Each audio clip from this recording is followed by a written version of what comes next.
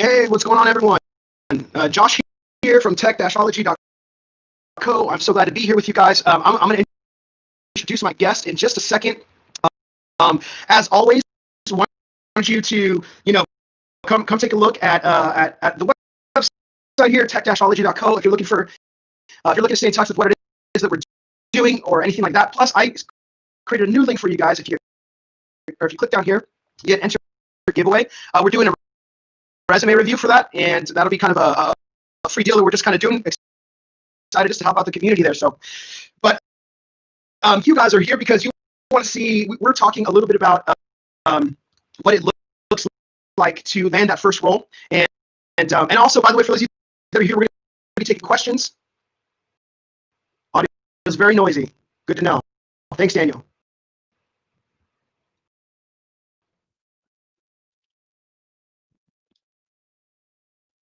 All right, so hopefully that should have fixed.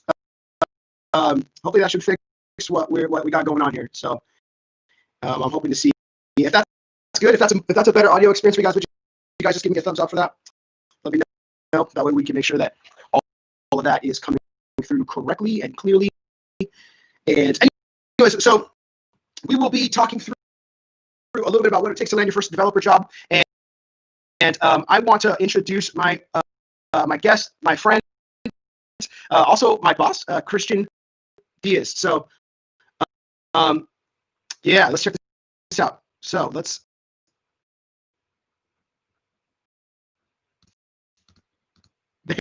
there we go. Wow, that took me a little bit. Yeah, and, thanks, Daniel, for the restream thing. What's that? That's a streaming service that's going on. So this is actually live, man. So I know it's a little confusing, but yeah, I wanted to let you know about that. Audio's still having problems.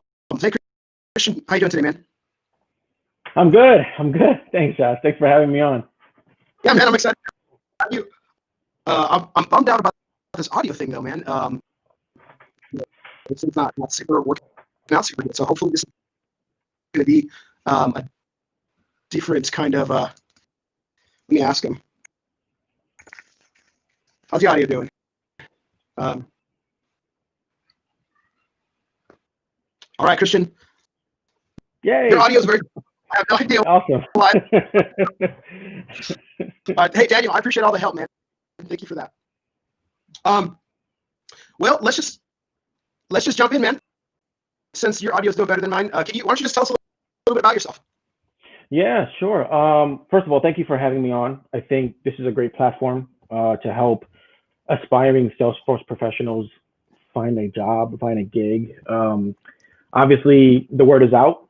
Salesforce is doing very well, and those that are able to break into Salesforce get paid very well and live very comfortable lives. And it's just a great thing that you're doing, establishing this platform, to get people become aware of what to do to break into the industry. So kudos to you, and thank you for having me on. I think that's great. Yeah, as Josh said, so I am the solutions architect for equipment, more equipment financing, which is a financial firm that lends out loans to small businesses that don't have the best credit. And I've been their architect for about 3 years, for over 3 years now, actually. I've been in Salesforce for 6 years. I started off as an admin, as a remote admin for a community center down in South Carolina. And we'll kind of get to how I got that job later on in the interview, because it's actually pretty interesting, and it's something that other people who are watching now might be able to take advantage of. So I started out at a community center as a volunteer, as an admin, putting together a org, something I was really fascinated with when I first started Salesforce, and then and that worked out well, and we did very well there, and then I landed a job at a bank about a year or so after that, and then I've been there for a few years, and then I came over to Amore. Luckily, I came here because this company has really allowed me to explore my developmental part of my job, and now I'm kind of doing more coding and everything than admin and architecture sort of role. So yeah, I've been here for 3 years. I love it. I love everything about it. It's afforded me so many opportunities to really expand and grow and scratch my creative juices for sure. So yeah, really enjoying it. So, Christian, can you repeat what I'm saying? When I'm asking a question, can you repeat that to the audience so they can hear it clearly? Yeah, absolutely. Okay.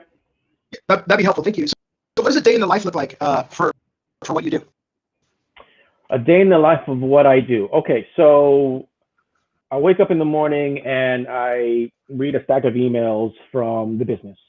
So right now we're currently going through a transition where we are sunsetting a legacy system and we are bringing on more departments. It's not something uncommon. A lot of companies that have acquired Salesforce do this because they understand that Salesforce is very flexible.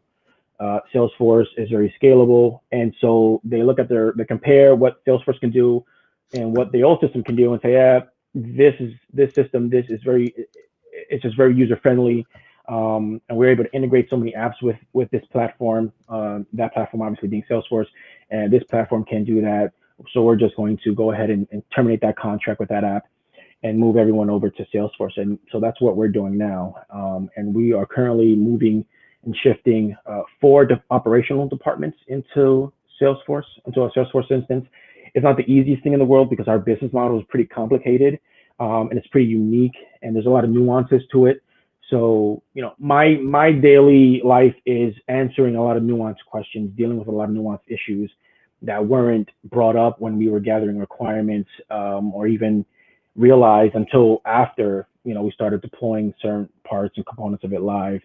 So it's putting out those fires, talking to would-be clients in our company, so sales, marketing, you know, setting up meetings for those guys. They obviously see all the good work that we're doing for operations and all the efficiency gains that we're allowing those departments to leverage with automation, with integration, with beautiful, obviously, as you know, beautiful UI.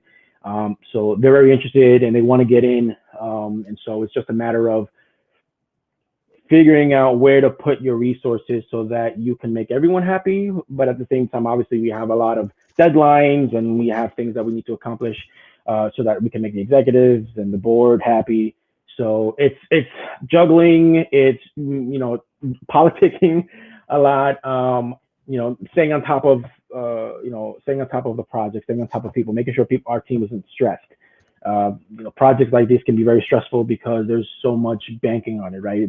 Everyone's convinced that Salesforce is the product. You convince them that Salesforce is the product. And so now you have to make sure that it works out because there's no going back, right? It's very expensive. It's very time consuming. Not only is the product expensive, but obviously the resources and the assets to put everything together in Salesforce, you know, we aren't cheap, which is great. But at the same time, you have to prove that you earned why you earned that right to bring everyone over. So my life every day, it's answering questions, getting involved in meetings, and just sort of facilitating as much as I can when I can.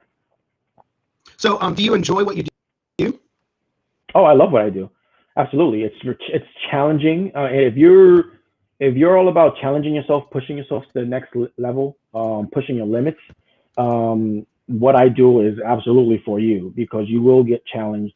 You will have to deal with a lot of impatient people who know that you can deliver something quickly. And so then the avalanche of requests are coming in, right? And then everyone's, you know, saying, oh, well, look what you guys did for that division. And they're so happy. And how can we get that? And can we get that at the same turnaround that you were able to provide them? And so they don't realize that the more people that do that, obviously the more resources you need to be able to keep up with that standard that you set. And you haven't been involved in a lot of projects with us so far. You can see how working really hard to make the dreams of people come true can be a double-edged sword, right? Because it's like, well, they came from a system where it was pretty slow and clunky and you couldn't really do a lot of things, and there's a limitation to fields, there's a limitation to how much automation you have, and then you bring them into Salesforce and now they're enjoying all the efficiencies and processes and, you know, integrations. And so that lasts for about a week, that euphoric feeling that they have, like, oh my gosh, we're in a new system, it's all bright and shiny and new, and then they get used to it. Then it's like, okay, how do I now step that up. Like so yeah, you want to shoot for being able to provide the absolute best, but when you do, you have to be you have to understand that you're gonna have to step it up the next time. And how do you do that? How do you reinvent yourself all the time? How do you make things interesting and fun for your users? And so I always preach being proactive and interviewing these guys after you're done with your implementation, making sure everything is what they expected it to be. And if there's anything that you see that they haven't yet picked up on that can either be enhanced or is a bug that they haven't yet discovered because they haven't gone through a process that hits that bug, that will also wow them because you've picked up on something that they haven't discovered yet.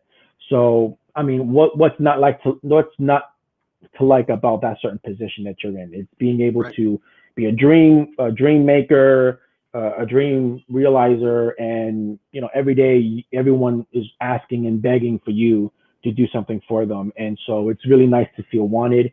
It's really nice for our team to feel wanted and appreciated. So what's not to love? So absolutely, I Yeah, love my job. that's awesome. So for us to get to know you, talk about a time maybe that things didn't go so good. When things didn't go so good. So like almost every new Salesforce admin or Salesforce professional, when you're dealing with automation, you have to be very careful. Well, forget automation. When you're dealing with technology, you have to be very specific on what you want the computer or the program to do or the software to do. And if this doesn't read your mind, right? So if you don't specifically and thoroughly flush out the workflow or diagram exactly where things need to be at certain points in time, you can cause a lot of mass confusion and a lot of mass headaches and frustration among your users. So when I was at the bank prior to Amore, we were there was a campaign. I think it was a St. Patrick's Day campaign that we wanted to. It was a simple email with like a template of some St. Patrick's themed icon or photograph, I forget. And it was supposed to go out and be distributed to a certain amount of, a certain segment of our customers. And so when I populated the list to be sent out, this is what we were using Pardot at the time at that bank. And I was the only Salesforce resource, so I had to learn Pardot on the job. And so when I set the parameters for the list, I forgot to mention something so small that I took for granted.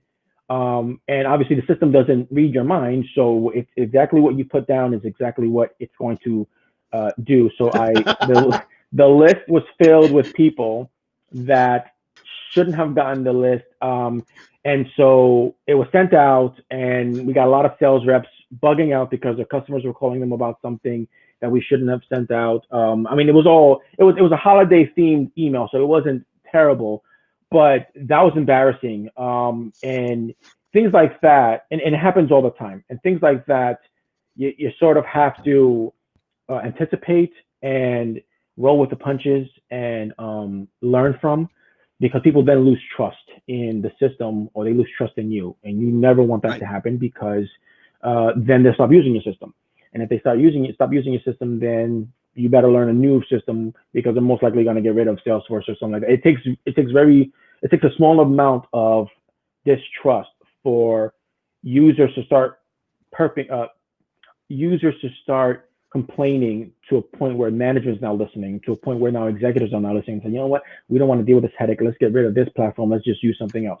So you have to be very careful with that. Luckily, the marketing department, or the head of the marketing department, had a sense of humor, and she quickly flipped it and spun that mistake into something else. And we kind of typed in an email to all those customers and made a joke out of it. So that saved it. But yeah, that was one that I would never forget. It happened here at Amore a couple of times too, with a new Pardot administrators. Luckily, it wasn't me, but I've been there, so I obviously was there to help them out through that. But that was embarrassing. That was I take my job very seriously. For that to happen, that was embarrassing. Oh, I would never forget that. Yeah. So we want to get to know you a bit better. So I got some. We're gonna get personally ready. This is the hot seat. So What's one thing about you that would shock your grandparents if they found out? What's one thing about me that would shock my grandparents if they found out? So, how much time do we have? Um, so in my 20s, I was a pretty, and I don't think this is uncommon, but I'm just gonna speak for myself. I was a pretty selfish person. I was a pretty heartless person, and I would manipulate people to get to do what I need them to do in a pretty, I mean, it was an unethical way. And you don't realize that you're doing things to hurt people until you get older and you start having, well, this happened with me. I started having kids. And when your kids grow up, or when your kids are getting older and they start developing a personality, you start to, and they start engaging with other kids and they go to school or they play in the park. They, you start replaying all the things that you did when you were that age, and then as you get older, and all the ways that you might have hurt people, and then you start realizing, oh my gosh, I hope no one ever does that to my kid. And that's what turned it around for me. Was I said to myself, these are the people that I've done that to were children of other people, right? These are daughters and sons of people that, and it wasn't like they got hurt so bad that they went into some deep depression and then never came, but it Right, was right. just still, it was small, deceitful little things that, that, whenever, when it was found out, they were obviously very hurt. I got what I wanted, so I didn't care, right? I was very heartless. But now that I'm older and I have children and I understand, some of the evils that are in this world, and I'm more aware of a lot of the ways people take advantage of other people, especially children. That was very, that's something hard for me to swallow and live with for a while, knowing that I've done certain things, that said certain things to get my own way, and not, and other people weren't aware of that and how hurt they were because of that. So yeah, in my 20s, I would say early to mid 20s, I started growing up around 26, 27, which I think is kind of normal. Everyone has their own sort of demons that they have to iron out and flush out. But for me, that was it for me. It was just not really caring much about anything, and just being Right. really, yeah, really deceitful. But yeah, I'm good now. I'm good now. So yeah, All right. don't So worry. let's hop into some of the job stuff. Um, so uh, when we're talking about landing your first role in Salesforce or in technology, so what are some pathways people can try and take to land a job in Salesforce without experience or Okay. technology? Yeah, absolutely. So this is very important, and I can't stress this enough. You have to network. You have to get your name out there. You got to understand, at this point, at 2020, Salesforce is huge.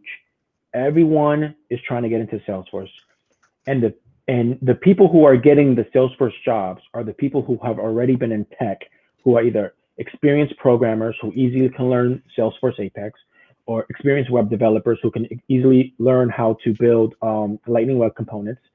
Um, you know, so if you have no experience and your first tech experience is Salesforce, you have to figure out how to distinguish yourself from those professionals, those seasoned professionals, Right. because what is your resume going to say? You may have went to a school of science, but you haven't done anything, right? Or you may have changed your careers and you're really passionate about Salesforce, but when you look at a resume, you're not going to see or feel the person's passion. You're just going to see, words on a page, and they have to add up. And so you have to network. If you are a wannabe admin, or you just got your certification and you study really hard for it, you have to join your Facebook groups, you have to join your LinkedIn groups, you have to join, IG groups if they have those. You have to join, especially the user groups, the in-person groups that will allow you to network with people who are in positions to hire or to help you volunteer, or to help you get jobs that would, you may have to volunteer for a while and kind of cut your teeth on that, but eventually you will get a job. And that's exactly how I got my first job. I was in sales for a long time. When I graduated college, my thing was, I'm going to be in sales. I'm going to work my way up the ladder. And and I'm going to be able to just be this big shot. And growing up in New York, that's exactly what what you think is going to happen. And obviously, the prices with the mortgage hit, and I had to sort of pivot. And so years after that, my mother was Yeah. begging me because she was an architect for Salesforce for a while, and she kept begging me to get in there. I was Oh, like, oh, technology, I'm not even. Do I really want to? And so eventually, I listened to her, luckily, and I did follow, and I did learn, and I trained, and I got certification books and dummy books, and Salesforce for dummy books, and I watched all the YouTube stuff, and I finally, after my fourth try, I got certified as an admin. Now what, right? And so I joined a local group, in New York, a Salesforce group.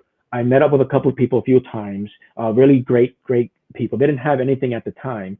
Then the Salesforce came to New York for one of their yearly conventions, and I met up with a couple of people that were going to attend, and we went through some speaking sessions together, and we looked at some demos together, and we kind of talked about things that we liked, things we didn't like. And obviously at that point I was really into Salesforce, so I was looking at all the blogs and reading all the things, and really like immersing myself into Salesforce. And they were really impressed. So they said, hey, I know this person who is looking, she's starting a nonprofit community center in South Carolina. So she doesn't really have the money to pay anybody, but she really needs a lot of help with Salesforce. And you sound like you know what you're talking about. So I said, absolutely. It's not paid, but I'll take it. I don't care. I just want to be able to get my footing, and that's right. exactly what happened. And so I got the job, and 6 years later, here I am. So you have to network. I just interviewed somebody. I actually just interviewed somebody for an admin role, and she told me that she was a part of all these groups in New York, and one benefit that helped her being part of all these groups was she was able to network with someone who actually paid for her to go to Dreamforce. She was actually an admin. She was already an Wow. admin at a company, but they didn't have the budget to take her to Dreamforce. So she was part of these groups, and she happened to meet someone who owned a non-for-profit Salesforce training, community center. And they got to talking, and before you know it, she's paying her. She was the woman who owned that community center, or who ran that non-profit, paid for the candidate of the job we're looking for to go to Dreamforce. And from there, she started networking even more, and then she became a panelist at one of the conferences. She became a guest speaker at a podcast. I forget the woman's name, but she's very famous in the Salesforce circle. And so that's the sort of thing that you have to do if you're trying to break into, Salesforce without any experience. You're not going to be able to get through this today. Maybe you were able to 10 years ago when it was still kind of new and people heard of it, but it was still kind of fresh. But now, 2020, you're not going to be able to just stay behind your computer and submit resumes and things like that. You have to get actively involved in groups. Every discussion, once you join the group, every discussion that comes up, be vocal and give opinions, and even start topics of your own. All those Right. Facebook groups, all those meetups, get vocal, get active, be proactive. That's the only way that you're ever going to break in if you don't have any experience, because people want to see that passion. People want to see that you know what you're talking about. So even if you haven't had any live job experience, obviously you know what you're talking about. And because you don't have an experience, because you don't have any experience, and because Salesforce can be very expensive, you're gonna find someone who's trying to implement Salesforce who says, "I don't have any money to pay you right now, but I can give you a job at least so you can get experience.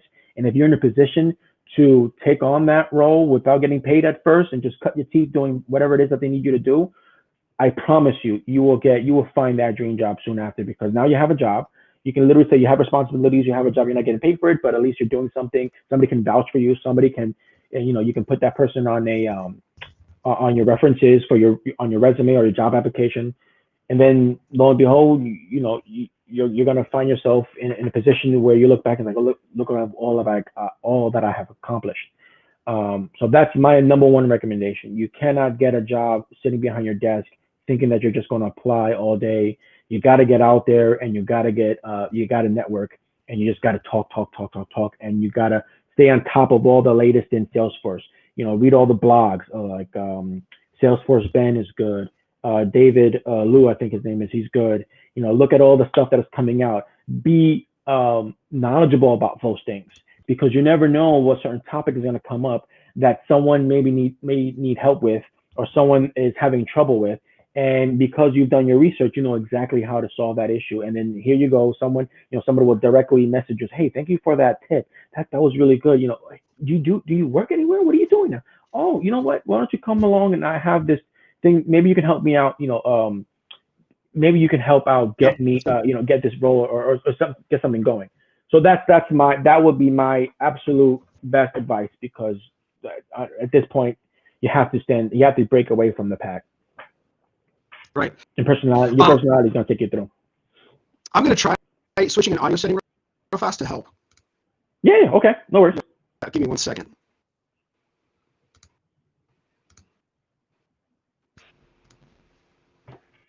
Oh, someone. All right. Is that any better there? Is that any better there? Yeah. Okay. That's coming through clear? Chat, is that still, how's that sounding, chat? Is that any better there?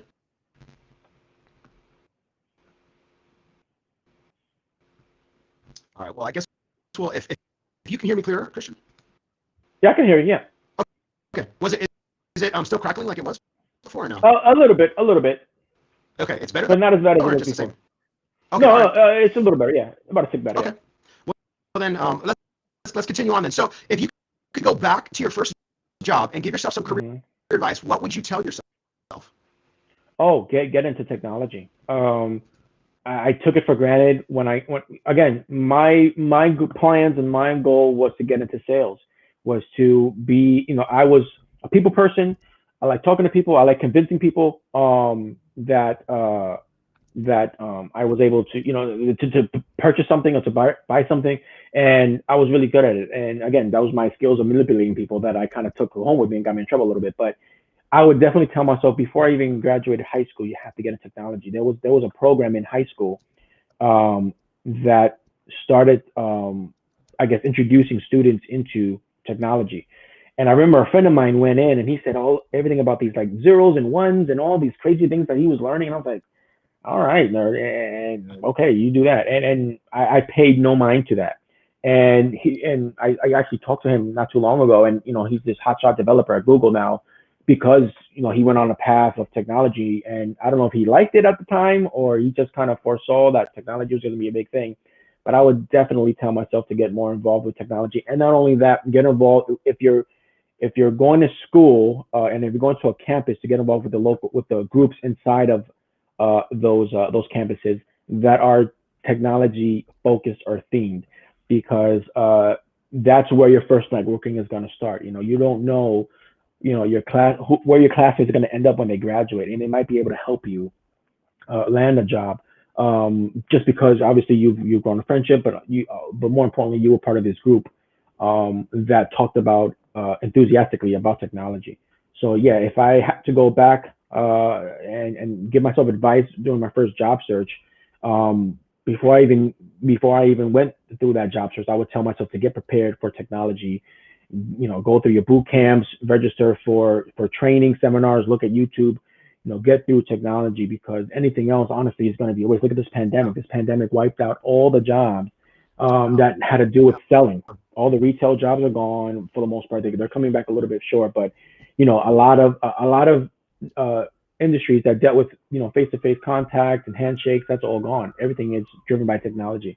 And so yeah, luckily I listened to my mother's advice in time, but yeah, I would have saved myself a lot of headache and depression if I would have just got into this gig a long time ago, for sure. I got some questions for the audience real fast. Yeah. So I'm not sure if you can see that. My plan is to get the following certs: Yeah. admin, JavaScript developer, platform dev. Would this be enough to get me a well-paying job with no Salesforce experience? So that would definitely put you over the hump, or sorry, it would put you in a class higher than those who are just admins, for sure. And JavaScript is great because everything is now Lightning based, and obviously Lightning Web Components and JavaScript go well hand in hand.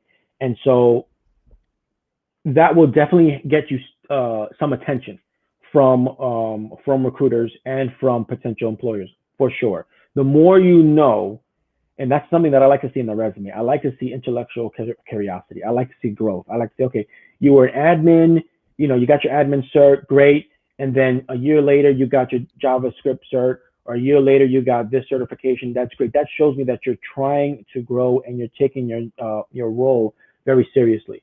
Because in technology, everyone knows you have to evolve. If you don't evolve, you're gonna be extinct.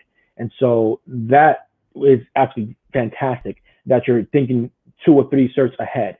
That you're not just thinking, okay, I'm getting this admin role and see how admin certificate and see how this see where that gets me, because that's not always going to work out for you. And today, people actually expect admins to code.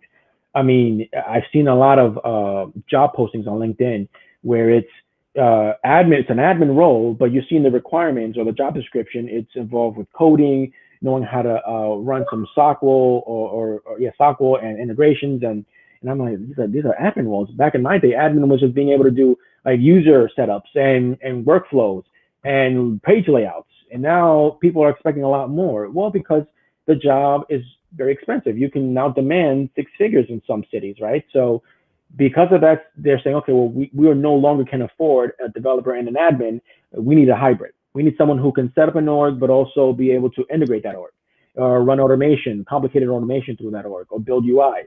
So for sure, continue to get those.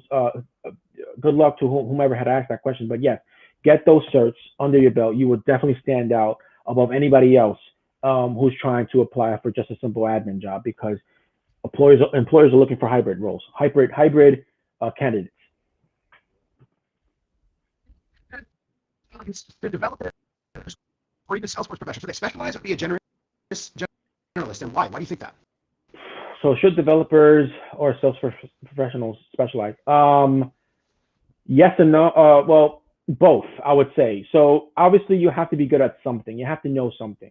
But you don't want to just focus on that one thing. So I hate the word specialize because I think it's a dirty word, because as you know, I'm all about expansion of knowledge and expansion of skill sets. So you come in maybe knowing you come in as an admin, let's say, just say you come in as an admin, but you have experience with developing.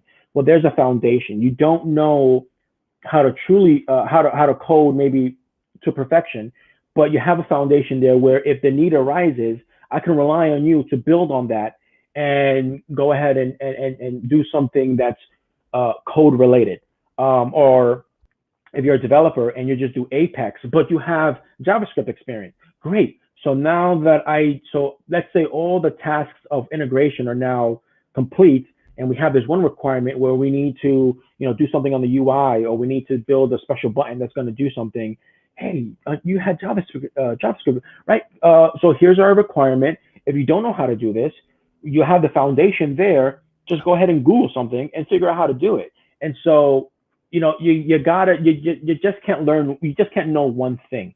And I keep harping on this because to the previous viewer's question, where he was getting his admin and his JavaScript certs and all that, you need to have a broad range of knowledge in Salesforce, because obviously Salesforce can do so much that people who are hiring you are looking to hire someone who can do it all.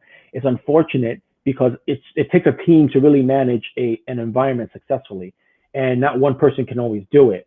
But if they're looking for, if you're gonna be that guy that they're gonna point to and say, yeah, that you can do this for us, you're gonna have to have a lot of you're gonna have to have all those the experience with those technology under your belt.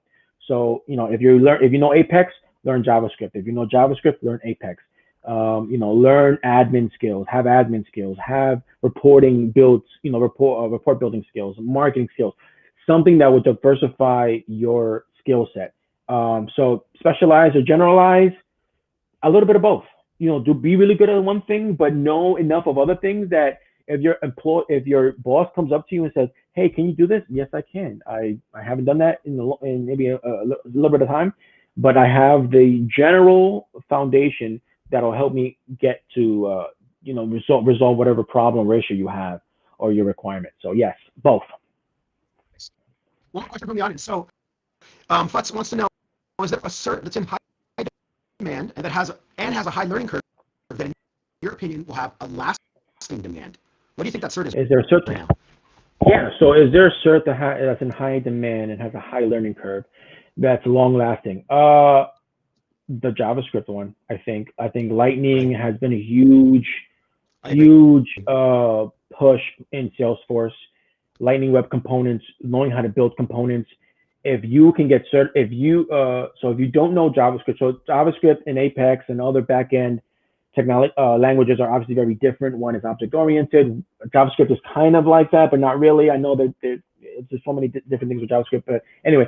So yes, if you are able to focus on JavaScript and get a certification in JavaScript, that will never go away because Lightning Web Components will never go away. And I'm constantly seeing new apps being built and posted on LinkedIn of all these people that are so proud of the LWCs that they're building for this, whatever solution they built for their company.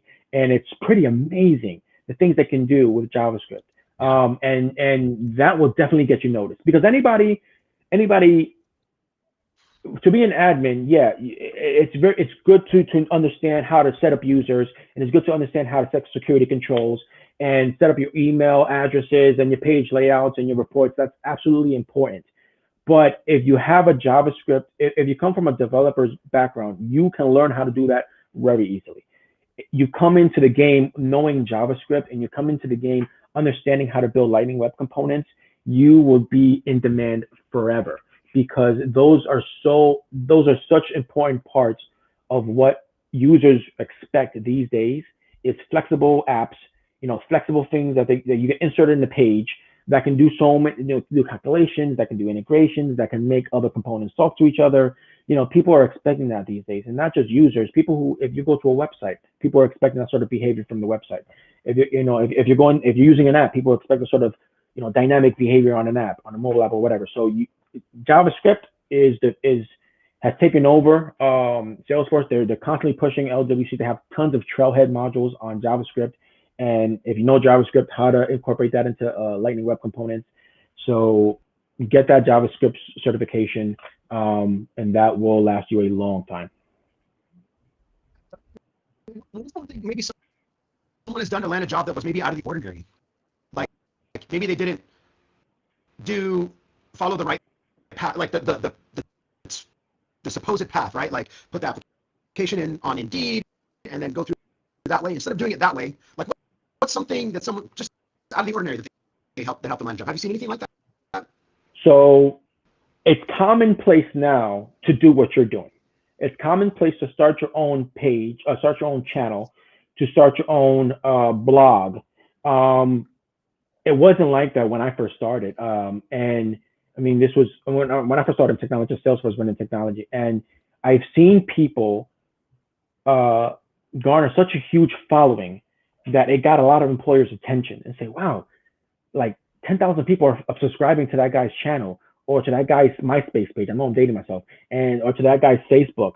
And, everyone is swearing by all the things that he's saying. I mean, look at all the topics that he's talking about or she's talking about. Look at all the problems that he or she are solving, with their technical skills and all the solutions. And they're just making everyone's life and job a lot easier because they're their one-stop shop in understanding. And they're obviously a subject matter expert. So everyone's going to them with questions and they're coming back with answers.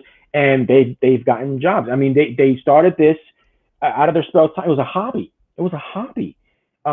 And because they were so involved and so dedicated to their craft, that it showed within the interactions between them and people that were following them. And it caught the attention of would-be employers, and they got jobs because of that. I think, David Liu was a prime example. He started he had a following, and he started sharing his knowledge. And the guy is killing it. He's in Google right now. I mean, the guy is killing it. So if you can establish, and this is, so going back to an earlier question on what you can do without a Salesforce experience, establish a following, create a channel on YouTube, start talking about things that you feel passionate about a Salesforce, because people can see that through the camera. They can see, oh, wow, this guy's so passionate about topic A or topic B. This guy is so knowledgeable about this. We have to have them on our team. I mean, look, obviously it shows the fact that you created your own channel, the fact that you put the time and effort on sustaining that channel, the fact that you put so much work behind the content of that channel, that shows dedication, that shows hard work, that shows competence. And would-be employers are going to say, I need that guy on my team. I need that guy who's a self-starter on my team. No one, no one gambles with this guy. Say, hey, if you lose, you have to start your own channel. He did that upon himself, or she did that upon herself, and that's how you get noticed. Especially in this day and age, where it's all about social media. It's all about how many followers you have and all that good stuff. You gotta so I've seen a lot of people do that and get jobs because of that. Now it's commonplace. Now the word is out. Like everything else, it's saturated now with every channel. So the people who have the best personalities and the best content are obviously going to rise to the top and be noticed. But when I first started, when MySpace was out and when Facebook started, when I was in high school, that's how you really landed gigs that you had no business really, or no experience and no business really getting, but because you have a good following and because you were so intellectually curious, it showed and it poured out into the video, and people got hired for that. Yeah. Right. It's a question from chat. Any advice for getting a remote role in the U.S. while living in Canada or another country? Any advice for getting a remote role in the U.S. while living in Canada or China? Yeah. Be thankful that we're living in an era that we're experiencing a pandemic, because now there is no excuse that no one can get a remote role because leases are up. No one's renewing their leases. So these commercial buildings are trying to figure out how to fill their space. But companies are now realizing that no matter where, that you can be productive no matter where you live. All of my teammates I'm in New York. Joshua's in California. We're how many states apart, and we're very productive. We don't have to be together. We don't have to live. We have to work in the same office or the same floor of the same building to be productive to get our jobs done. In fact, I would say now is the best time to apply jobs regularly. You won't even have to use the word remote seeking, because that's almost like a given these days, that people in technology are seeking remote roles. And I see that more and more. I see more job postings where people are specifically saying remote only or remote eligible, because companies are now aware of the technology that's available to make that possible. So, and we have sales reps that are in Canada. And, I know people who are trainers for companies in India. They live in the US and they work for companies in India. And so technology now has made it so that it's not almost a given, but if you ask for remote, it's not going to be something that's going to, scare people away. It's like, oh, it's almost normal now. The expectation is that you work remote. So I don't see any obstacles in your way. That's good. I would say, I'm not sure if you guys can hear me or if the audio is doing better, but I would say that, it's, I still think having a following like you're talking about is a great way for people to want to hire you.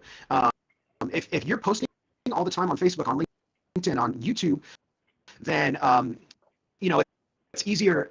Why wouldn't they want to hire you? Like, that's that guy from YouTube. That's that guy on LinkedIn. Like, he knows what he's talking about. So, I think that's kind of rad. So, Christian, hey, and here's a good point. Here's a good point. So I know we're in a tense time, and we're not going to get into a political debate. But look at what happened to Donald Trump. Donald Trump was so popular, right? He had an apprentice show. He had a successful or not successful real estate business, and he had people who knew him because of the show. And he had said some things that riled up a lot of people that got them to vote for him. And he became president of the United States. He didn't have any government experience. He didn't have any military experience. That used to be the case with those two, that you had to have some military experience, or you had to be like a congressman and then a governor and then a senator, and then you work your way up to be a president. The guy went from the NBC studios to running this country. So, like, only in America. So absolutely take Josh's advice. You have to be popular, because if you are recognizable, if you create your own brand, that speaks more volume to would-be employers than what you know. Because guess what? Everybody can learn JavaScript. Everybody can learn Apex. There's no secret to where you can get that information. But does everybody have a personality? Is everybody likable? Can everyone be charismatic? Can everyone convince people to do things in a way that not everyone can do that. And you have to be very compelling, and you have to be, you just have to have this charm about you. And so if you are able to if you become a celebrity in your industry, in your space, absolutely, you will. That is more valuable these days, and whether it's good or bad, that's more valuable these days than what you know sometimes. Yeah. Right. Um, let's talk about resumes. What do you love to see on resumes? Stability. I know I'm part of I'm an older millennial, so stability was never something that my generation adhered to. That was more something that obviously people in the past had. They stood with jobs for 20 years, 30 years, right? That was their thing. They went to the factory for 30 years. They retired, and that's it. Um, but in our generation is always constantly looking for advancements. We're constantly looking for the next big thing, which is I totally get. As a manager, what I like to see is somebody who sticks around at least long enough where I don't have to constantly worry about if that person is going to leave us in a year or two. Which I don't fault anybody for doing that, but for my state of mind and so I don't have to lose sleep over, oh, I got a project coming up, but I don't know if this guy's going to stick around long enough to get through the project. Those are real concerns for managers. So what I do is anything that I can when I finally hire somebody is I make sure that they are shown all the appreciation and all the love that they can, so they don't leave. So they feel bad about leaving because we know I or the company has treated them so well. I mean, these are things you have to do. Don't go, please don't go. Yeah, But I feel it, man. stability, just to I feel it. thank you. Appreciate that. But stability is obviously for a manager. That's always something good to see. But there are always reasons why people leave jobs. So not going to really hold that against you. Intellectual curiosity. I have to see that over the course of your career, you have taken on more and more responsibility. You have taken on more and more changes into your role. You have taken on, more certifications or more education. Just show me that you're not happy with wherever it is that you're settled, or wherever it is that you are. That you absolutely want to, be more or grow, because in my job especially, and it's something I explained to you when we were onboarding you, that we are looking to become number one in our industry. We have a long way to go, but we made a long stride. And in order to be number one in our industry, we have to have people that will grow to a point where we can meet those goals. Because what we know now is not going to be the requirement where we want to be 5 years from now. What we know now may be a good foundation, but we have to learn more. We have to get better. We have to be just more intelligent to compete with the big dogs in our industry.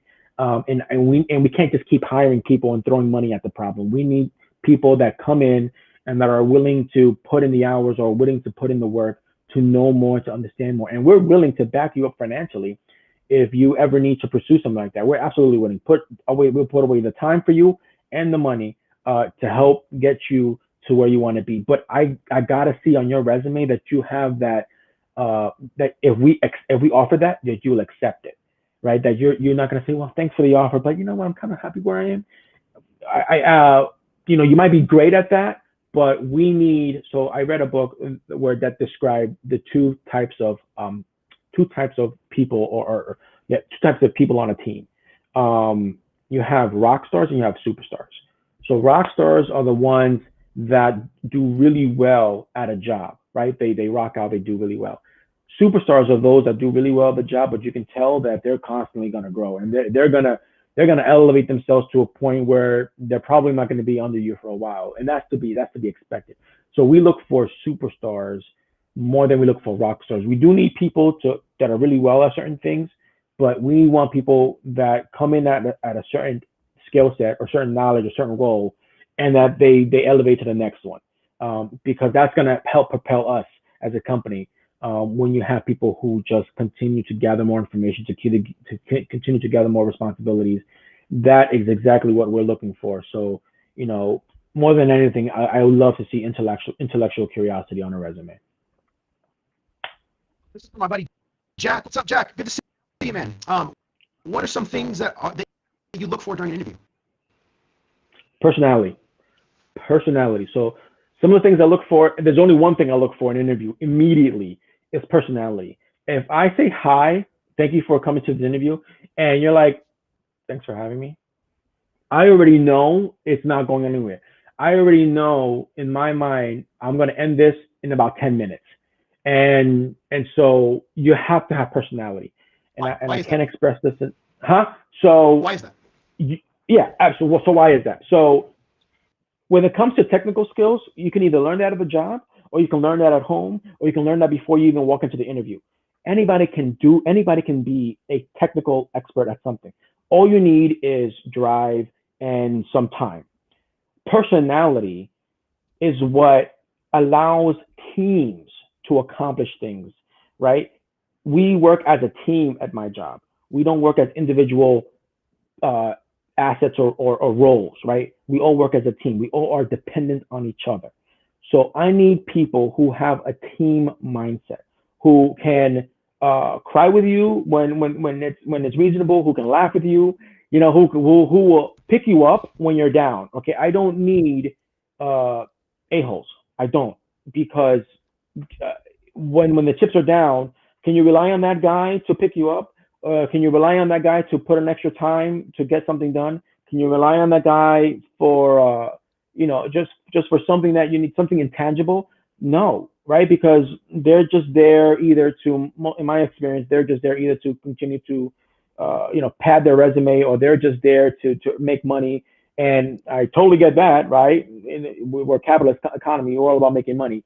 But for me, I need to know that you're coming into it, you are going to provide and contribute to the family that I created at my job, because I want to be able to talk to you about things. I want to be able to know that it's not always going to be business between us, because who wants to talk about business all the time, right? All work, no play makes a dull person, something like that. So I can't, from a team aspect, and in the type of projects that we confront every day, there's no way that we are ever going to be able to get through those projects with all the tension and all the pressure that comes from the outside departments, right? Because we're in those stand-up meetings every day, we're in those demos every day. You feel the pressure from the business, you feel sometimes the frustration from the business, and so we need people within our team to pick us up and say, we got this, no matter what. We're going to get through this, right? How many times have you come to me and you said, Christian, don't stress it, I got you, bro? Like, that's personality. That's team. That's somebody who has an idea of family, who understands that we have each other's backs. That's how you're going to get through it. That's what separates successful teams from non-successful teams. Is who on a not successful team, you have a bunch of individuals. On an actual team, everyone looks at each other as a family, and you can depend on everyone else. So I have to see that you are bubbly, and you're open, and you're passionate, because that tells me that you have a personality, that I can talk to you about certain things, that I can go to you for advice, you can come to me for advice, that we can build each other up, we can push each other, right? Personality matters so much. Technical skills, anybody can learn technical skills. Anybody can enroll into a school and be great at making UIs and making integrations and making all this automation stuff. you know, can you be a person? Can you be a human? I think that's what's missing in a lot of companies is people focus too much on the skill and not on the human, and then you get lawsuits up the butt because of that. So personality, that's what I look for. Great, great. Well, what's that has gotten people disqualified from the hiring process? Bad attitude. You know, when I ask questions about, I see. So in a technical interview, I hardly ever talk about technical stuff. I talk about situational stuff, scenario stuff. What do you do when you're frustrated? What happens when you're lied to? Have you ever cheated on anything? Why? I need to know what makes you tick. And if I get the feeling that you're sort of a bad person, because everyone makes mistakes, don't get me wrong. I'm not here to judge. I need to know that when push comes to shove, that you're going to step up to the task. Or when push comes to shove, you're not going to lose your cool and start yelling at the business because our business and the people that work in our company they really know how to push your buttons, right? But we are submitting a customer service. And so, you can't lose your cool. And so I need to make sure that you won't lose your cool. And so if I ask you pointed questions that are leaning towards more, situational reactions or responses, whatever you tell me, I have to believe, A, that you're not going to cause me or anyone else in my team embarrassment because you just lost your mind, or that you're going to be, fully committed, right? We're all remote, right? Going back to that person, that watcher who asked about the remote question. We can't, we can't as a remote team, we can have people on the team that fail to show up for meetings, that fail to follow up on questions that the business has, that will fail to go to requirement gathering meetings or whatever. Like I need to be able to trust that you are professional enough that I don't have to babysit you because I don't babysit anyone. I hardly ever talk to anybody because I trust that everyone's going to do their job. I check in from now on just to make sure you're fine and your family's good. But as far as your job is concerned, I trust that you're going to do your job, and I'm not going to babysit you. And so if I find out during the interview process that you're just a bad apple, and it goes back to personality, you're going to the interview's going to be done in 10 minutes.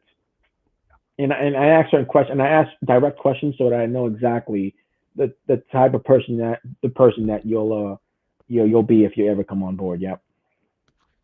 So this is from the audience. This is Futz. He's a developer and he wants to move to Texas. He's wondering what salary range a new developer, Salesforce developer can make. Or Salary range maybe for resources. Maybe resources to find out where you could find that out. So right. So a salary range for someone. Okay. So salary range for people that are moving are tough because the first thing you would want to do is obviously you want to Google. You want to Google what's the average salary of the city that you're going to, right? If you're going to New York, what's the average salary of a Salesforce developer in New York? And you're going to see because Glassdoor, I think it is, you have to see a lot of responses from the surveys that Glassdoor distributes, and you're going to see, okay, it's within this range. Okay, great.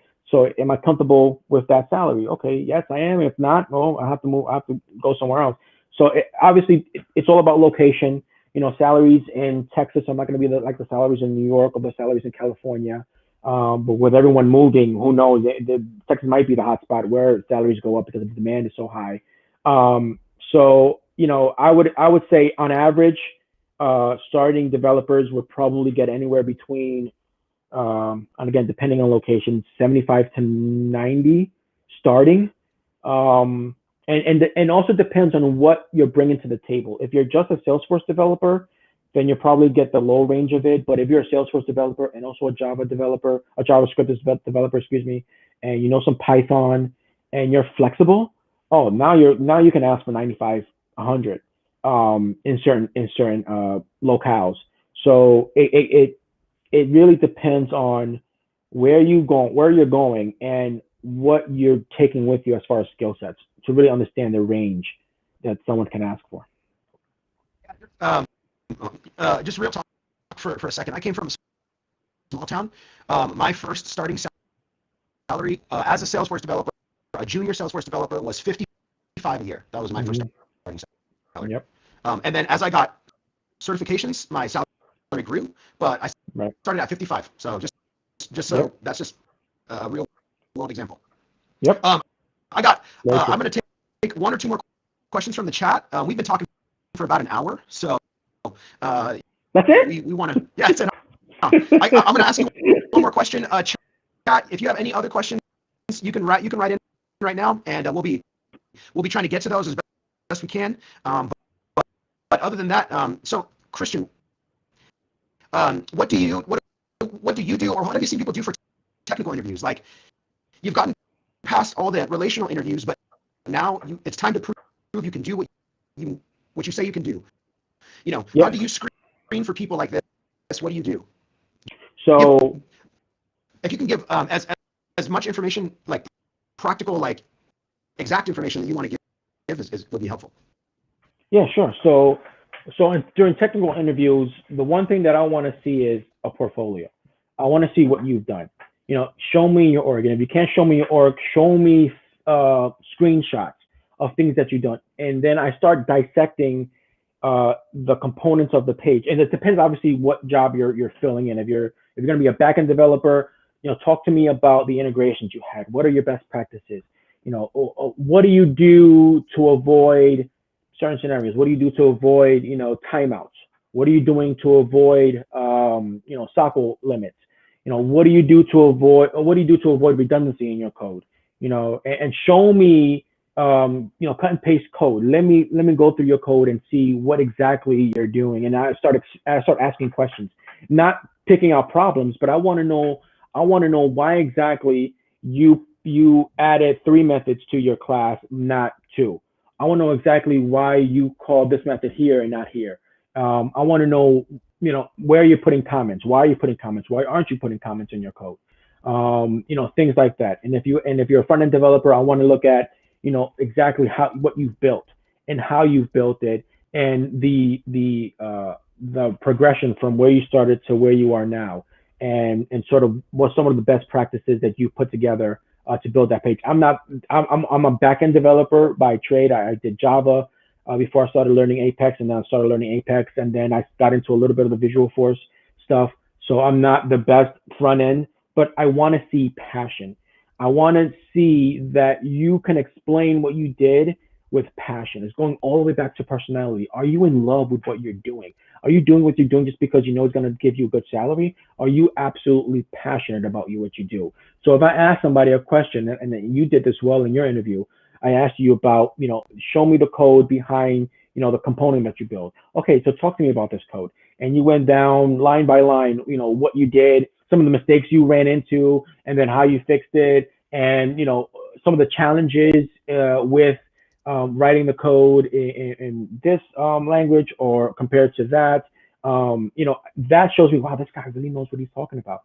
It's not just, oh, well, I did this because, like, if it sounds like you're rehearsing your responses, or it's something because it's a response that I can tell you got from Google, because you were prepping for a question that you think you're gonna get asked during an interview, then I know right away that you may be knowledgeable, but without the passion behind it, I don't know if you're really rehearsing this or if you're really understanding what you're talking about, because I wouldn't be able to, you know. So, and I also ask for like I had you create the approval limits page.